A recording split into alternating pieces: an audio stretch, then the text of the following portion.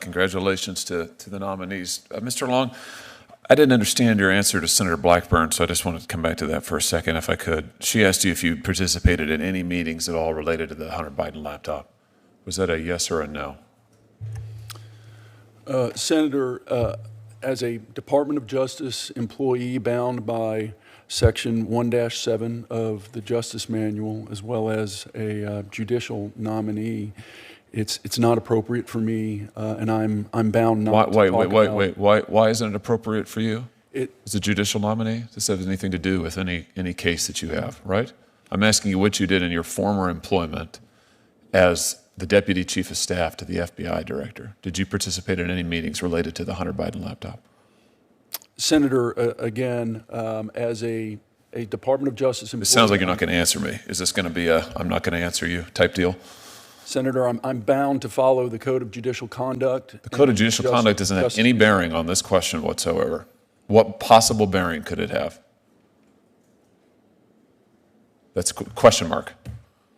Well, Senator, as the Code of Judicial Conduct requires integrity and independence in the judiciary, it requires judicial officers to act with... It's not a get-out-of-jail-free card when you don't want to answer questions when you're under oath before a committee who's considering you for a lifetime appointment to the federal bench. I'm going to try one last time. Did you participate in any meetings during your time as Deputy Chief of Staff or Acting Chief of Staff related to the Hunter Biden laptop, yes or no? Senator, again, I'm not permitted to answer. Oh, you are permitted to answer. You don't want to answer because it would be inconvenient for you. And I have to tell you, I find that extremely troubling, Mr. Long, extremely troubling. Not a good start. Let's see if we can do better on a different topic. While you were at the Department of Justice, or at the FBI in your capacity as Deputy Chief of Staff and Acting Chief of Staff, did you ever observe FBI resources being used to monitor pro-life groups or pro-life individuals? No, Senator, I don't have any information about that. What about Catholic parishes or Catholic groups? No, Senator. So, now, I notice you're happy to answer those questions, but you're not happy to answer the Hunter Biden question. They're not qualitatively different. I'd just like to note that for the record. You familiar with this memo generated by the FBI field office in January of 2023 regarding the infiltration of Catholic parishes by the FBI? I'm sure you've seen this in the news. I've not seen that memo, but I've seen news reports relating to that memo. Well, let me tell you what's in the memo. In the memo, the FBI field office in Richmond recommends infiltrating Catholic parishes that it deems traditionalists associated with the Latin Mass, recruiting FBI informants within those parishes to monitor speech within the parishes. The House Judiciary Committee has later learned, this is in a letter dated April 10th, 2023, that the FBI relied on at least one undercover agent to produce its analysis in this memo, and the FBI has proposed that its agents engage in outreach to Catholic parishes to develop sources among the clergy. Did any of this occur while you were at the FBI? Senator, I've not been at the FBI in over 2 That's not my question. years. Did any of this occur while you were at the FBI? Did you see anything like this happening while you were at the FBI? I did not, Senator. Do you think it's appropriate? Senator, I haven't worked at the FBI in I'm not asking you 2 that. years. I'm asking you, do you think this is appropriate? Do you think it's appropriate to recruit informants in Catholic parishes? Senator, I don't know the circumstances underlying that memo. I have not reviewed that memo. It wouldn't be appropriate for me to comment on it. It's not appropriate for you to comment on whether or not the federal government of the United States should be infiltrating religious entities and organizations and trying to recruit informants and sources in the clergy? You don't have an opinion on that? You want a lifetime federal appointment to the judiciary to conduct impartial justice, but you can't say that this is inappropriate? You know, let me give you a refresher course. The Attorney General of the United States sat right where you were sitting, and he couldn't run away fast enough from this. He said it was a gross abuse of department authority. He claimed that it had never happened. He was not telling the truth, it turns out. But he said that if it was happening, he put a stop to it immediately, because it was grossly inconsistent with the First Amendment of the Constitution of the United States. Can you say that?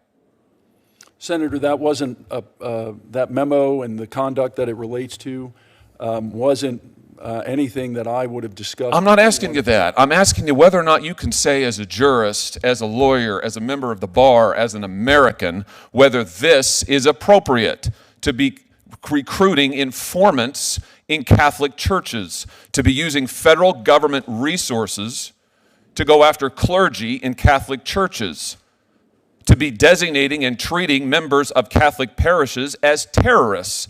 Is that appropriate or not? Senator, again, based upon my experience at the FBI, this was not something that we ever discussed. This was not, I've never seen that memo before. It would not be appropriate for me to comment. I cannot believe your answers. I cannot believe that I can't believe anybody who would come before this committee would look at this and look at what they have tried to do and just listen to the Attorney General, for heaven's sake, and would not say it's grossly inappropriate, this should never happen. I'm absolutely stunned by this. And for that reason, among others, I cannot support your nomination. Thank you, Mr. Chairman. Senator Kennedy and Castee, I think you've chosen wisely. Mr. Long, what role did you have at the FBI? Senator, I was Deputy Chief of Staff to Director Wray. Okay. What period of time? This would have been in 2020 and the first half of 2021, and for a brief period of time, I was also the Acting Chief of Staff. Okay. You were there on January 6th? I was. So what have you learned from that experience? What's your takeaway about January 6th? Well, I want to be a little careful here, Senator. There are a number of open investigations and open cases right here in the District of Columbia. As a judicial nominee and a department attorney, it wouldn't be appropriate for me to comment on January 6 cases. I'm not asking you to talk about the cases, about the event itself. Well, again, Senator, Would you say it's a good day or a bad day for America? it was a bad day for America, Senator. Yeah, that's all I'm saying. I agree with you. So, the FBI. The FBI is taking a beating right now, at least on our side of the aisle. Did you have any knowledge of some of the accusations being made about FBI's handling of the Steele dossier? Anything about the Hunter Biden investigation, about whether or not Mr. Weiss had all the power he needed? Do you know anything about that moment in time? Well, with respect to the Crossfire Hurricane investigation, that predated my role at the FBI by a few years. With respect to the more recent investigations, no, I don't have any information. I haven't been at the FBI in over 2 years. I've been prosecuting cases in New Orleans over the past 2 years, so I don't have any information about those investigations. So you were there up until mid-21, is that right? Yes, Senator. Okay. So apparently some of these allegations by whistleblowers were made in the middle of 20. Were you aware of any allegations being made regarding the investigation of Hunter Biden as not being fair? Well, my understanding, Senator, is that there is an open investigation involving No, my Hunter question, Biden. did you know anything about this? I don't have any information. No, I did not know anything about this. So you don't know, you have no recollection of Mr. Weiss asking for special counsel, additional assistant status? Again, Senator, this involves an open investigation. As a Department of Justice attorney, as well as a judicial nominee, I'm bound not to comment on open investigations. Okay, thank you. Mr. Long, let me come to you, if I may. As I went through your record, I noted your time as the acting chief of staff for Director Wray, and that caught my attention. I noted that you were there in that position when the Hunter Biden laptop story broke in October of 2020. Is that correct? In October of 2020, Senator, I would have been the deputy chief of staff. The deputy chief of staff, okay. And so you were there when the FBI, despite having possession of that laptop, refused to correct all the misinformation that was out in the media. And the FBI's mishandling of the Hunter Biden laptop is one example of why people think there's a two-tier system of justice. I did a telephone town hall last night with several thousand Tennesseans on that telephone town hall. And lack of trust with the FBI, just really a disappointment with the political cabal inside the FBI is something that came up repeatedly in the questions that people brought to me. I noted that you were also there when concerned parents that went to school board meetings were labeled as domestic terrorists.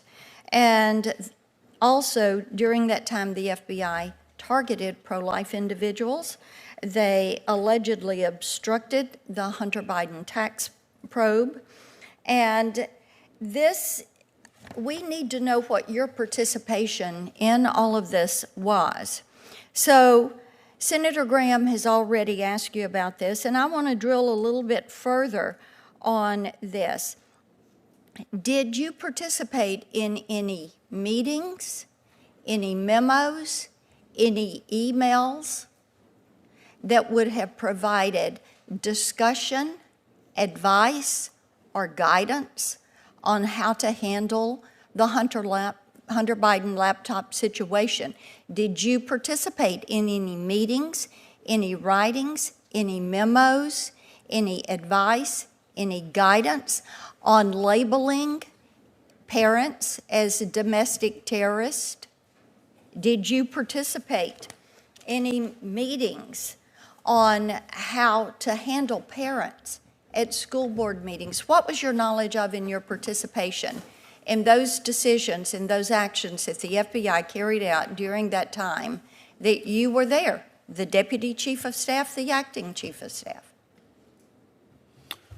Well, Senator, let me maybe explain my role a little bit as the Deputy Chief of Staff at the FBI. I think we know. I don't want you to, my time's going to run out. I want you to answer the question. We know what the role is. We know what the job description is.